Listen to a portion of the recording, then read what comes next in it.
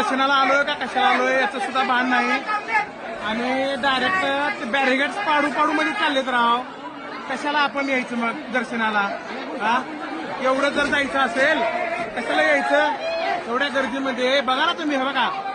अरे काय तुम्हाला देव कसा तुम्हाला पावणार आहे तुम्ही विचार करा. हा, काय गरज नाही ना एवढ्या गर्दीमध्ये जायची?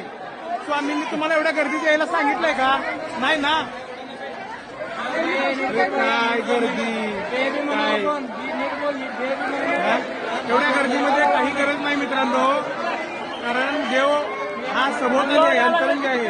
फक्त एक समाधान म्हणून आपण येतोय मंदिराकडे आणि त्यातून जर अशी गर्दी ना असं जर प्रकार होत असतील तर काय उपयोगाचं नाही.